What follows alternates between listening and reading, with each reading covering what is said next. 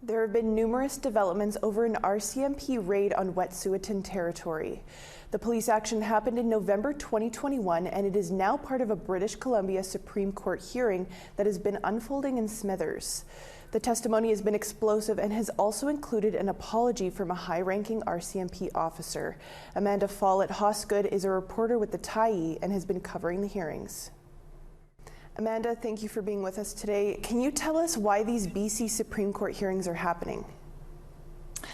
So this goes back to some very high-profile police arrests on Wet'suwet'en territory in November of 2021. They followed about 2 months of Wet'suwet'en and other supporters blocking access to a Coastal GasLink pipeline work site.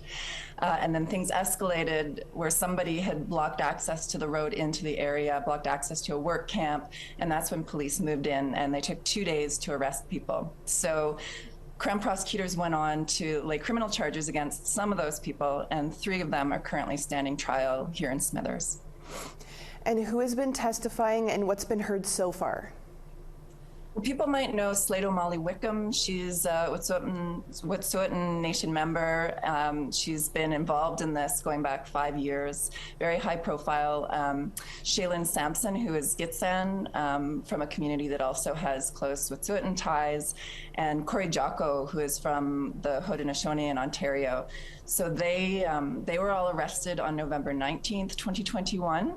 And the first week we heard evidence from Crown that had to prove that they knew that there was this injunction barring anyone from blocking access to the pipeline route, that they knew about the injunction and they had intentionally defied it.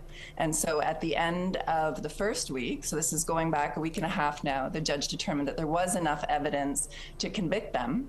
But then he went on to consider an application to stay those charges based on police conduct during the arrests. So we heard evidence on that all of last week. It was meant to wrap up at the end of last week, and it looks like it'll go another week, maybe 2 weeks. Right now we're looking at dates scheduled into June. And what's been the reaction to some of this testimony and the apology from the RCMP commander? It's been really interesting what's come out about the behind the scenes of the police arrests. So we've learned that police talked about things like gassing people out of the small structures where they were next to the pipeline route. They talked about sending in a police dog to drag people out of the structure. They were using lethal force overwatch, which basically means snipers that were told that they had permission to shoot to kill if anybody stepped out of line. There's been a big reaction to that. Midway through last week, we heard some recordings that were inadvertently captured by equipment that was confiscated by journalists who were arrested at the same time. And some of those recordings were really hard to hear.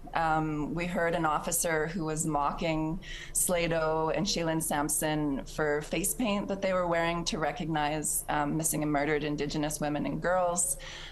We heard another officer sharing a story about a man who had been, lots of coarse language, but he spoke about him having the crap beat out of him the day before. And maybe most disturbing was the other officer's laughter as he told that story. So it'll be interesting to see what the judge makes of all of that. I don't know how that will play into his decision around whether the charges should hold or whether they will be dismissed based on some of that conduct. Well, Amanda, we'll have to leave it there, but thank you so much for taking some time to join us and kind of explain what's been going on in BC. It's great to chat with you, Samantha.